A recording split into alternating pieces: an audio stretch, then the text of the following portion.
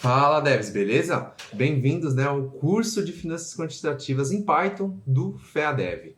E a ideia desse curso é que vocês vão aprender a gerir e a construir uma carteira, um portfólio de maneira sistematizada. Então, a ideia é que vocês vão aprender a como sistematizar os seus investimentos, as suas estratégias de investimento. E eu já vou falar um pouco mais o que é isso, o que significa isso, o que é finanças quantitativas. Mas antes disso, vamos falar como é que vai funcionar nosso curso, como é que vai funcionar essa dinâmica das aulas, o que vocês precisam saber para poder participar, para poder fazer o curso, perfeito? E a primeira ideia é que todo o nosso curso ele vai acontecer nessa plataforma aqui que chama Jupyter, tanto o Jupyter Notebook, tanto o Jupyter Lab, então tanto faz qual vocês estiverem usando. E aí, para quem não conhece ou tiverem qualquer dúvidas, sempre no começo do material a gente vai estar disponibilizando aqui algumas dicas, algumas dúvidas que podem ter, algumas dúvidas principais. E caso vocês tenham algumas outras dúvidas específicas, isso ainda não serva, a gente vai estar deixando aqui um vídeo, um link do vídeo no YouTube, que vocês podem estar assistindo, que pode ser que ajudem mais ainda vocês. Perfeito?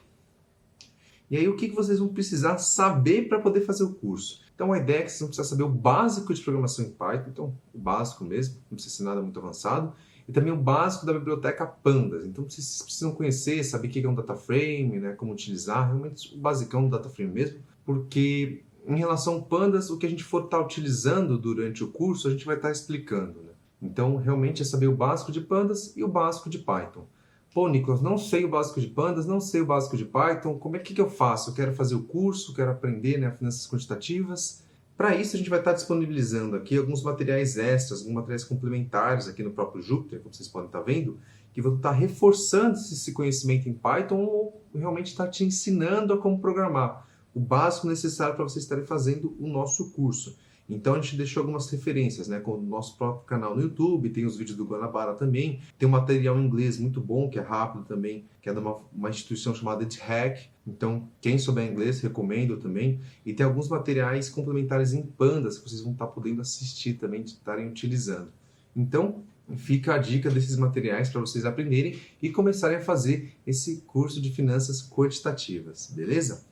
Ah, pô, Nicolas, tenho dúvidas, o que eu faço? Perfeito, se você tiver dúvidas, tem duas opções. Vocês podem estar nos chamando pelo Instagram, pelo YouTube ou pelo nosso e-mail, beleza? Então a gente vai estar respondendo qualquer uma das dúvidas em qualquer horário, pode ser sobre o curso ou alguma outra dúvida sobre programação que vocês tiverem também. Não precisa ter vergonha nenhuma de nos mandar, beleza? E como vai estar funcionando a nossa dinâmica das nossas aulas? A principal questão, a maior importância das nossas aulas é a questão do code along. Ou seja, a gente quer programar junto com vocês. É importantíssimo que vocês programem junto com a gente enquanto a gente estiver programando aqui também.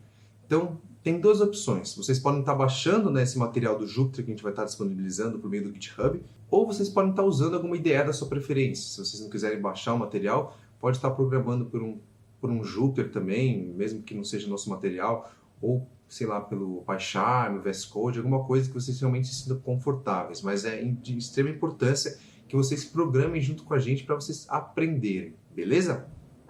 Então vamos começar aqui. O que é, então, finanças quantitativas? Finanças quantitativas basicamente é a junção de outras áreas do conhecimento, como matemática, estatística, física, engenharia, computação, programação, voltadas ao mercado financeiro. Então são uma junção de todas essas áreas voltadas a investimento, voltadas ao mercado financeiro. E aí, quando eu falo de programação dentro de finanças quantitativas, eu tenho um papel muito importante na parte da sistematização, que foi o que eu falei. Então, a ideia aqui em finanças quantitativas, quem vai dar a ordem de compra, a ordem de venda, quem vai te dar qual que é a sua posição que você vai ter, vai ser um programa, vai ser um código, e não vai ser você. A ideia é que você pense numa estratégia de investimento e coloque isso dentro de um código.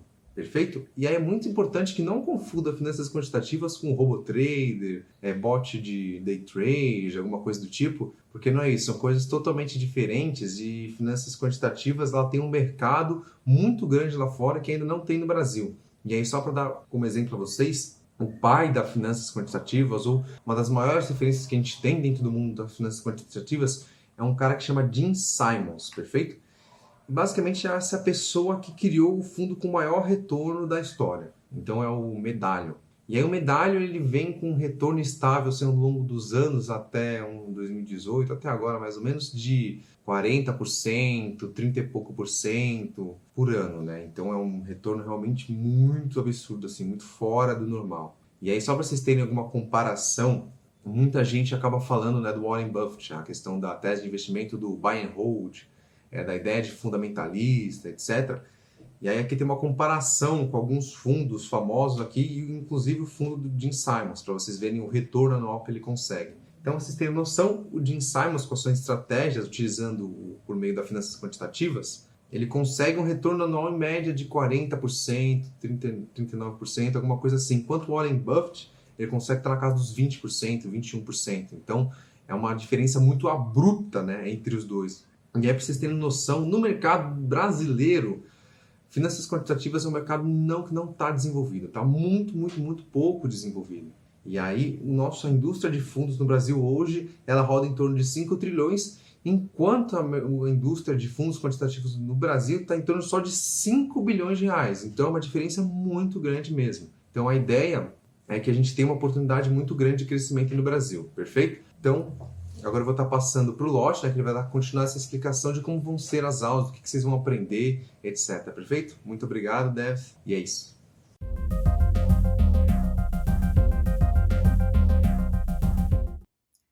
Fala, Deves, beleza? Eu me chamo Diego e eu faço parte do grupo de estudos de finanças quantitativas do FEADEV. Bom, depois de nós termos exposto todas essas informações para vocês, vocês devem estar se perguntando, tá, mas o que de fato eu vou aprender nessa série de vídeos? Nós do FEADEV reunimos uma série de conteúdos que achamos essenciais para aquelas pessoas que estão iniciando nesse mundo, que basicamente são: a gente vai começar falando desde os fundamentos de retorno e risco, então o que eles são, quais são as ideias por detrás deles, como calculá-los, quais são as variantes desses caras e por aí vai. A gente também vai falar um pouco de extração e visualização de dados pelo próprio Python de uma forma bem simples, em duas linhas de código. Também vamos falar um pouco de indicadores como o índice de Sharpe, o VAR, o CVAR e o Drawdown, e muitos outros. Também vamos falar de um tópico que eu acho muito interessante, que é a fronteira de Markowitz, que é basicamente uma das primeiras ideias que inauguraram a teoria moderna de portfólios e que gerou bastante discussão e que é muito bom para quem está começando a aprender, porque dá diversos insights. Também vamos explicar o que é backtest e também como implementar de fato uma estratégia de investimentos. Então, se eu acredito que uma ação A aumenta quando outra diminui, como que eu coloco isso no código? Também vamos falar um pouco de gestão e otimização de carteiras. Carteiras basicamente são ativos em que você investe. Então, como você ajustar quanto dinheiro vai para cada ativo de forma que você consiga atingir o seu objetivo da melhor maneira. A gente também vai falar um pouco de simulação de Monte Carlo e também estratégias de alocação, como hedging, seguros, CPPI e por aí em diante. Tá, mas vamos dar um pouco mais de cara para esses tópicos. Aqui eu trouxe um gráfico de candle e que basicamente nos dá informações de abertura, de fechamento, de alta e baixa de um ativo dentro de um determinado período. Nós vamos explicar mais no detalhe o que cada coisa significa nos próximos vídeos, mas é só para vocês terem uma ideia. Seguindo, a gente tem gráficos que nos mostram o drawdown. Então, aqui nesse gráfico a gente tem a evolução do preço de um ativo, em azul. E em laranja a gente tem o maior valor daquele ativo até aquela data. E se você for ver aqui no gráfico de baixo, esse gráfico basicamente nos mostra quanto de riqueza que a gente perdeu durante o período. O máximo de riqueza que a gente perdeu durante o período. E se você for ver até metade do mês 3, a gente chegou a perder metade da nossa riqueza. A gente também vai falar de diversos índices, porque para a gente calcular esses gráficos, a gente também precisa calcular outras métricas, como o retorno anualizado, a volatilidade anualizada, a simetria e curtose, que vem da distribuição desses retornos, VAR, CVAR, Sharpe e o máximo drawdown. Finalmente, a gente tem a ilustração da fronteira de Markowitz. Eu não vou entrar muito no detalhe aqui, mas ela basicamente nos mostra combinações de carteira. Então, digamos que esse pontinho azul aqui de cima é 100% investido no ativo A e 0% no ativo B. Já esse pontinho aqui de baixo é 10% no ativo B e 90% no ativo A, e assim sucessivamente, né? Tem diversos pontos específicos nessa fronteira que são muito legais da gente estudar mais para frente. Bom, e finalmente, se você quer complementar os seus estudos, nós trouxemos alguns livros e outras referências para você estudar. The Man Who Sold the Market e Flash Boys são 2 livros que vão contar um pouco da história dos mercados quantitativos no mundo. Se você quer algo mais técnico, você pode ler o Quantitative Trading, do Ernest Chain, e também Trading Systems and Methods.